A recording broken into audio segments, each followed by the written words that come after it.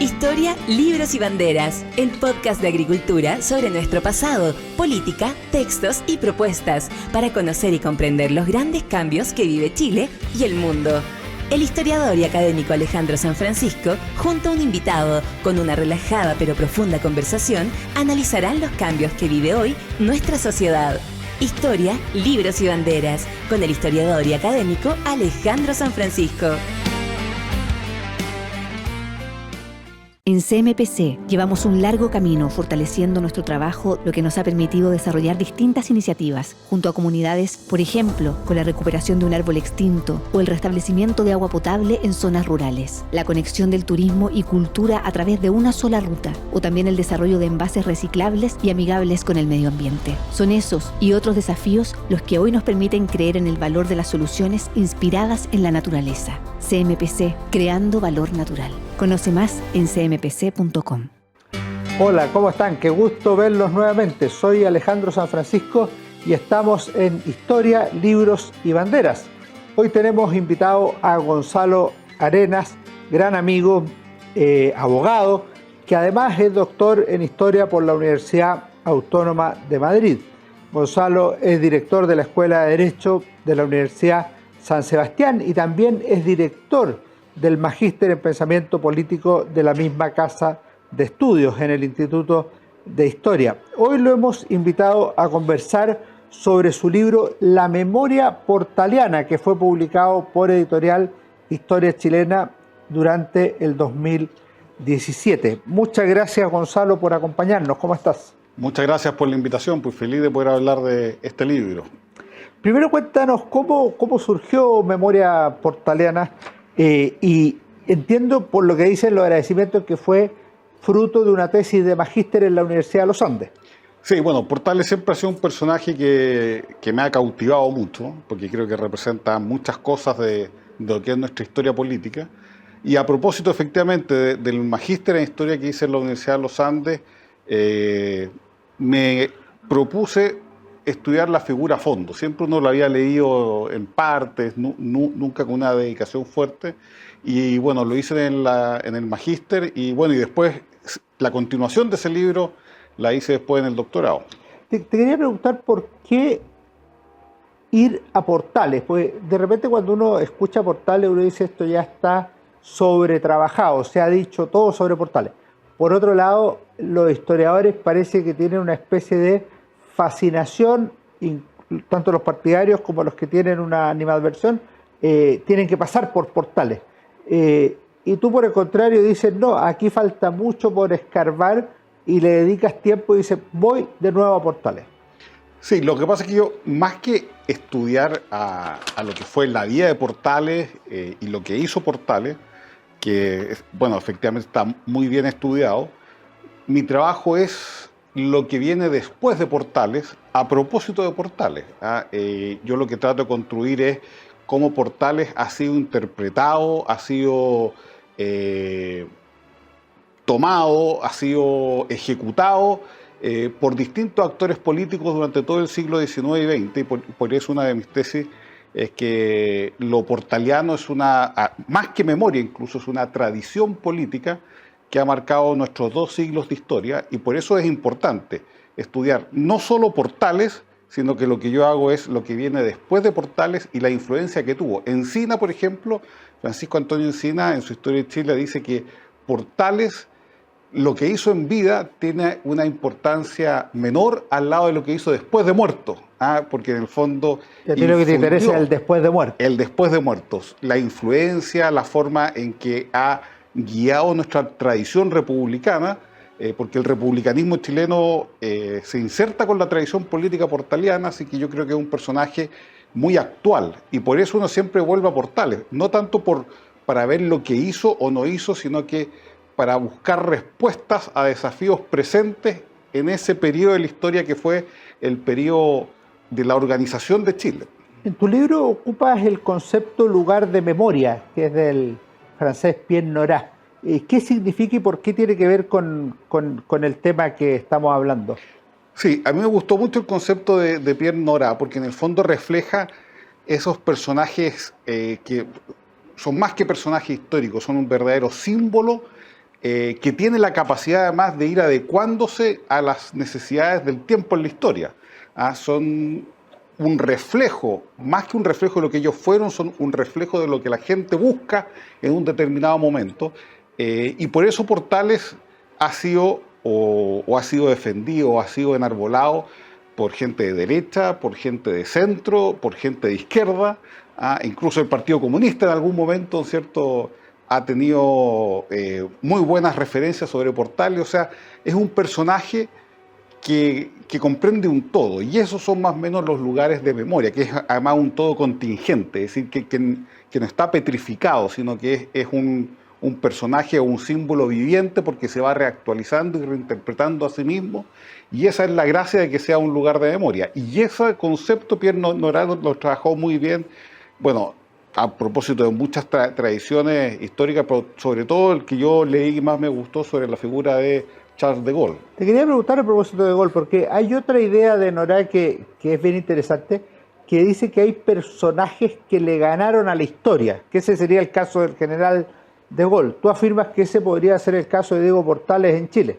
Sí, porque en el fondo, bueno, hay que distinguir. La memoria es esa reconstrucción que se hace de un personaje que es contingente todavía, que es discutible, y Nora distingue que la historia es cuando ya esas pasiones se han olvidado, cuando ese personaje está más o menos petrificado y por lo tanto puede ser objeto de un trabajo histórico objetivo. Dice que De Gaulle despierta tantas pasiones que es casi imposible escribir algo históricamente objetivo, aséptico sobre su figura. Y por eso él dice que el personaje le ganó a su historia por ahora. Bueno, lo mismo ocurre de Portales. Portales siempre ha sido interpretado con los ojos vistos en la lucha política presente.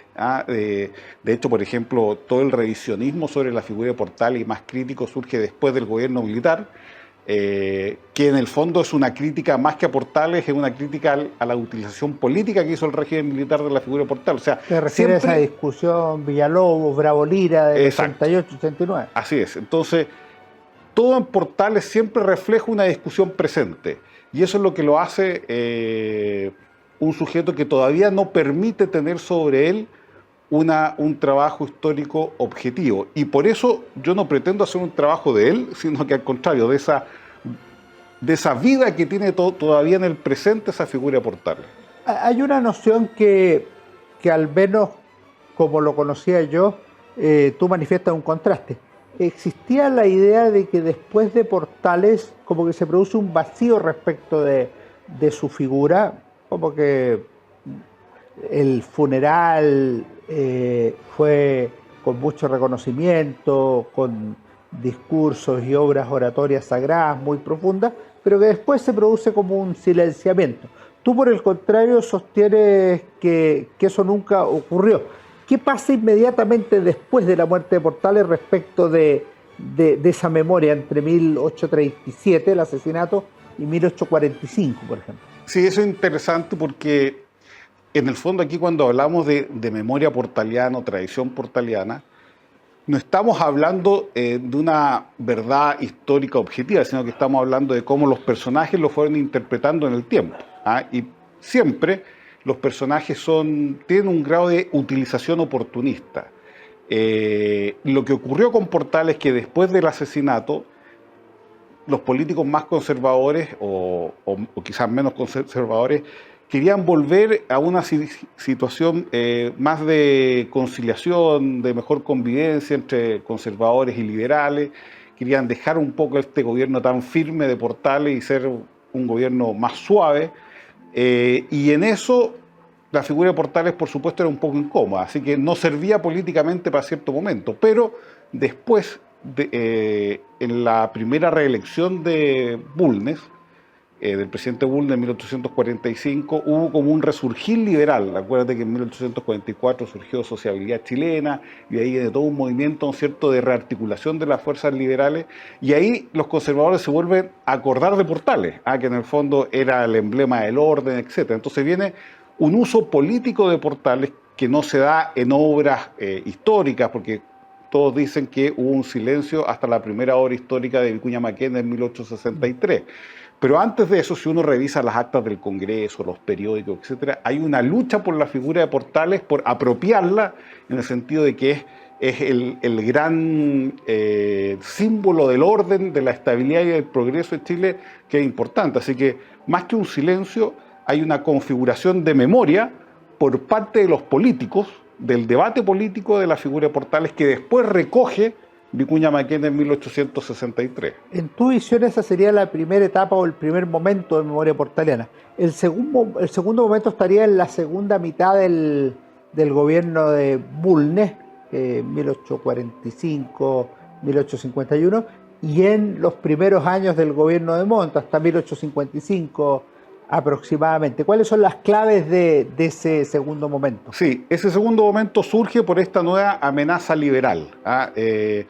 Entonces, ahí los conservadores hacen un trabajo de, bueno, tenemos que argumentar ahora de por qué es bueno el sistema. Los conservadores habían dominado el escenario político hasta 1845 y por lo tanto ahora tenían que entrar a argumentar ante un desafío político.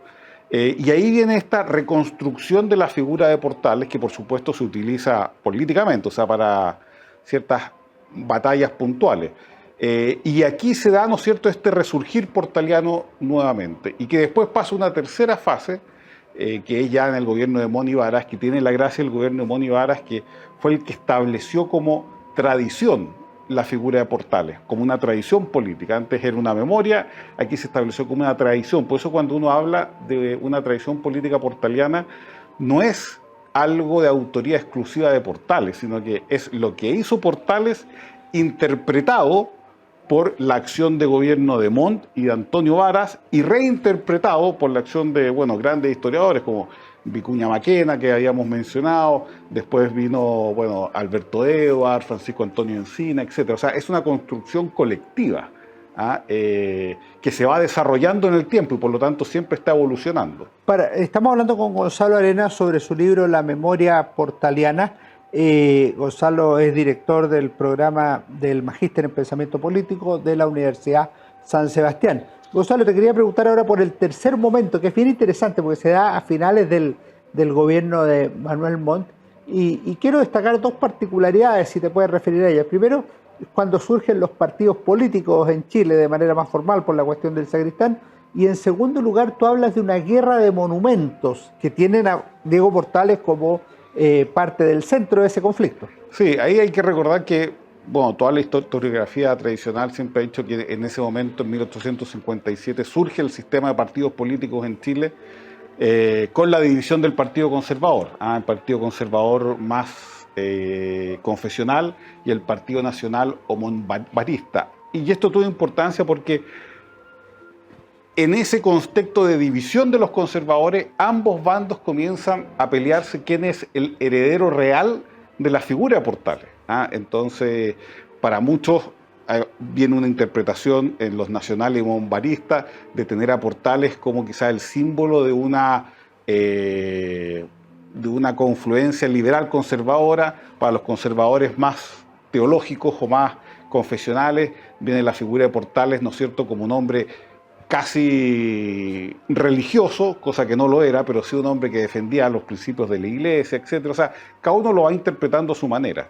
Y en esta lucha que se da lo que tú mencionabas de la guerra de los monumentos, que en 1857 o 56, no me acuerdo bien ahora, los opositores a Montt trataron de hacer un gesto político muy significativo, que fue levantar una estatua en homenaje a Ramón Freire, que era como el ícono de los liberales. Y hicieron una colecta pública, juntaron los recursos, bueno, y la prensa de la época muestra que la inauguración fue realmente casi una convención política contra Montt y contra Varas, porque en el fondo se trataba de ejemplificar, ¿no es cierto?, este gobierno que llamaban más autoritario de Montt con la figura por los ideales liberales de Freire. ¿Y qué ocurrió? Los conservadores dijeron, bueno, no podemos ser menos. Tenían ya un proyecto aprobado de ley para hacer un monumento de Portales desde 1837 y no se había hecho nada. Así que también hicieron una colecta pública para colocar también su símbolo. Y no alcanzaron a juntar la plata. Entonces tuvieron ahí una estrategia que metieron la necesidad de recursos por la ley de presupuesto. Pero como sabían los conservadores que no les iban a aprobar la plata para un monumento a Montt, dijeron, tenemos que hacer, a Portales, perdón, dijeron, bueno, tenemos que hacer aquí un gran esfuerzo y tenemos que hacer y construir todos los monumentos que tenemos pendientes, porque en Chile éramos campeones de dictar leyes de monumentos y después nunca se hacía. Entonces estaba pendiente el de San Martín, estaba pendiente el de Carrera, el de O'Higgins, el de la Abate Molina y el de Portales. Entonces, en la ley de presupuesto presentaba una indicación diciendo, para construir estos 5 monumentos necesitamos tanta cantidad de plata, etc. Algunos fueron más sospechosos por parte de los diputados liberales que no aprobaron la indicación, pero al final se aprobó. Y el punto es que los que sospechaban tenían razón porque el gobierno de Montt pescó toda esa plata y se la gastó toda en el monumento exclusivo a Portales. Entonces los otros 4 tuvieron que esperar. Se mandó a hacer a Europa, se inauguró en 1860 y también tuvo una connotación política gigantesca. En el fondo también una guerra de símbolos y de monumentos. Tú nombraste un par de veces a Vicuña Maquena y te quería preguntar cómo ven a Portales los historiadores del siglo XIX, porque Vicuña Maquena tiene una biografía muy notable de Portales y tiene una especie de paradoja, que lo considera un tirano, pero por otra parte está como enamorado del personaje, lo considera un genio político. Te pregunto por Vicuña Maquena, pero también por otros historiadores del XIX. Sí, hay varios historiadores que uno considera que fueron como los forjadores de esta memoria o tradición política portaliana. Está Vicuña Maquena, pero también está Lastarria, en su versión más crítica. También tenemos a Barros Arana, que también tiene un trabajo importante. Hay que recordar que el papá de Barros Arana fue amigo de Portales. Era amigo de Portales. Y entonces Barros Arana, a pesar de ser liberal, Vicuña Maquena también, a pesar de ser liberal, tenía una buena opinión. Y en general los historiadores del siglo XIX tuvieron una buena opinión de Portales. Incluso los críticos reconocían en él un patriotismo, una abnegación, un desapego al poder, y por lo tanto lo veían siempre como un gran chileno, a pesar de los errores que pudo haber cometido. Así que en general la visión de Portales en el siglo XIX fue positiva y solo empezó a cambiar cuando los conservadores empezaron a hacer un uso más político de su figura. Por ejemplo, para el centenario de su nacimiento en 1893, Carlos Walker Martínez, presidente del Partido Conservador, hizo una gran celebración, una gran puesta en escena, porque se venía terminando la guerra civil y todavía no se sabía quién iba a ser en realidad el partido que iba a recoger toda esa victoria de la guerra civil, si iban a ser los liberales o los conservadores, y ahí se produjo un primer momento en que empezó una crítica más política o una utilización más política de la figura de Portales, ya partidista, abiertamente partidista. Entonces, en general, los historiadores del siglo XIX fueron bien benévolos con la figura de Portales. ¿Y qué aspectos han quedado hasta el día de hoy? ¿O cuáles son trazos de investigación o de interpretación que se mantiene? Por ejemplo, Vicuña Maquena sostiene que él tuvo a la vista numerosas cartas, incluso algunas que nosotros no podemos consultar a la fecha. Sí, bueno, en general hay ciertos conceptos que se han mantenido hasta el día de hoy, ¿ya? De ver a Portales principalmente como el líder ideal del imaginario político chileno, en este sentido, ¿en que fue un hombre, no un político profesional, sino que era un hombre de trabajo, que deja su trabajo porque el país está pasando una amenaza y él como patriota quiere aportar, un hombre que soluciona esos problemas con realismo, con pragmatismo, y después que soluciona el problema vuelve a su vida privada y solamente retoma la política cuando ve nuevamente amenazado el futuro de Chile. O sea, un desprendimiento, un patriotismo. Aquí Portales también, en detalle, nunca cobró sueldo como ministro, o sea, salió más pobre de lo que entró. Son siempre marcas que terminaron por configurar lo que es un hombre de Estado en Chile. La figura del hombre de Estado en Chile se construyó en base a las características de Portales. Entonces, yo creo que eso como líder, como el hombre de Estado por excelencia, yo creo que es un imaginario que está hasta el día de hoy. Y también como sistema político, un sistema político entendido como un principio de autoridad fuerte, un Estado fuerte, que ayuda al progreso, que mantiene el orden y que por lo tanto avanza con una unidad de espíritu muy grande. Yo creo que es uno de los grandes mensajes de Portales, que los países divididos con almas quebradas no avanzan. Él logró que el alma chilena, después de la independencia que estaba quebrada, se volviera a unir, y eso hizo que tuviésemos durante toda la segunda mitad del siglo XIX uno de los periodos de mayor crecimiento y más espectaculares de modernidad en la historia de Chile. Pese a lo que has mencionado tú, ¿cómo podemos leer a Portales con interés sus cartas, alguna biografía, algún trabajo de época, sin sentir este acoso de la politización o esta sensación de estar hablando del presente más que del pasado? ¿Te has preguntado eso? ¿Cómo lo ves? Sí, es muy difícil, porque como te dije, como hablamos al principio, Portales también es un personaje que le gana su historia. Es difícil leerlo en una clave de neutralidad. Aséptica. Siempre produce un llamado, incluso hoy día cuando vemos, ¿no es cierto?, todo lo que ha sido el estallido social, la falta del principio de autoridad, la falta del orden. Bueno, todo eso también es muy portaliano. Uno a veces cuando lee las cartas de Portales, y estamos hablando de la crisis chilena entre 1823 y 1830, uno dice, bueno, esto tiene aplicación absoluta a lo que está pasando hoy día a veces, es muy actual.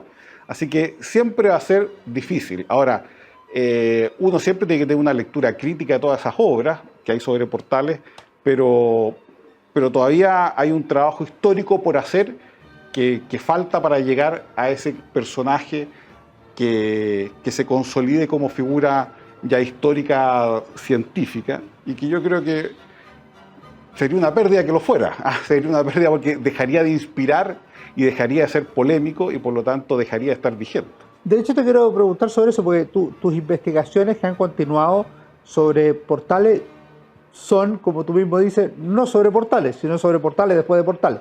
Y tu tesis doctoral en la Universidad Autónoma de Madrid, que tuve la oportunidad de leer y que espero que sea pronto un libro, es sobre la tradición política portaliana, que es un concepto además muy rico, con muy buena densidad. ¿Qué nos puedes contar por adelantado? Porque esperamos invitarte en unos meses más a conversar sobre ese libro. Sí, a diferencia del que estamos viendo ahora, que es Memoria Portaliana, que es principalmente la figura de Portales en el siglo XIX, la tesis, además del siglo XIX, incluye todo el siglo XX, en donde también en todos los momentos de crisis, y es una constante en la historia de Chile, en todos los momentos de crisis del país se empiezan a acordar de Portales, porque era como el hombre, como el ejemplo de solucionar las crisis por excelencia en Chile. Y además porque tiene la gracia de que conocemos sus cartas privadas, y en las cartas privadas uno se da cuenta que, como decía Vicuña Maquena, quizás es el líder político más chileno que tenemos, porque refleja toda nuestra idiosincrasia, todas nuestras contradicciones, todos nuestros buenos deseos y faltas de voluntades a veces, toda nuestra capacidad de entrega, pero al mismo tiempo una cierta falta de ambición. O sea, quizás refleja lo más genuinamente chileno. Una vez yo estaba con un alumno y yo le explicaba esto, que Portales en clase en la universidad les decía, Portales, ¿no es cierto?, era como típicamente chileno, y un alumno me dijo, o sea, si viviera hoy día Portales lo nombrarían Rey Huachaca. Y claro, porque refleja en el fondo todo lo que somos, con lo bueno y lo malo. Uno a veces lee las cartas de Portales y dice, mira, y uno se escandaliza, mira las cosas que hice, pero es lo que somos. Entonces yo creo que siempre va a ser una figura atrayente, porque además, a diferencia de esos héroes inmaculados, es un hombre con muchos defectos, y eso también lo hace más cercano y con muchas contradicciones, y eso lo hace también más interesante. Se dice que él no quería ser presidente de la República porque no sentía tener las virtudes necesarias para el cargo. Claro, él decía que la figura del presidente tenía que ser una cosa inmaculada, tanto privado como pública, y él decía que no estaba dispuesto a perder una zamacueca, a bailar, ¿no es cierto?, por la presidencia. Entonces, porque tenía una vida privada más o menos intensa. Pero además también otros amigos de él decían que no quería ser presidente porque en realidad lo que él le gustaba no era mandar, sino que mandar a los que mandan. Entonces, bueno, ahí hay distintas interpretaciones. Perfecto. Una última pregunta, Gonzalo, agradeciéndote por haber venido a Historia, Libro y Bandera. ¿Qué recomendación de libro nos puedes hacer a nuestra comunidad de auditores? O bien, ¿qué libro te ha gustado que hayas leído? Puede ser de historia o de cualquier otra cosa. Sí, mira, siempre que hacen esa pregunta, porque a uno le preguntan harto que uno recomiende el libro, yo me acuerdo de una frase que le leía a Borges, que decía que cada vez que le preguntaban, él daba siempre la misma respuesta. Decía, lea clásicos y entre más antiguos mejor. Yo creo que eso siempre es una buena receta.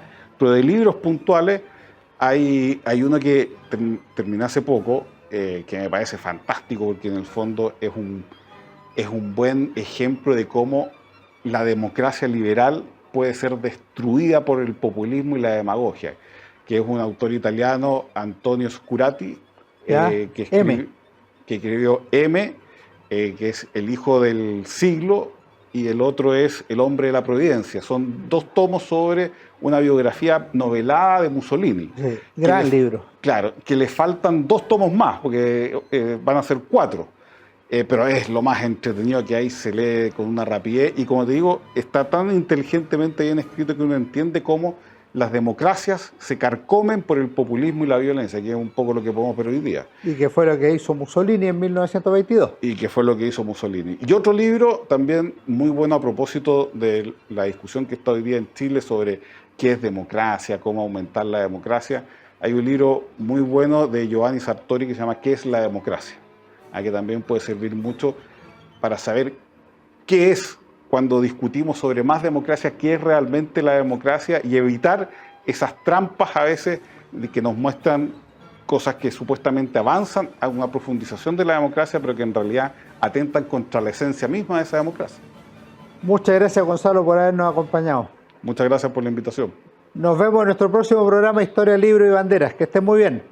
Fue Historia, Libros y Banderas con Alejandro Sanfrancisco.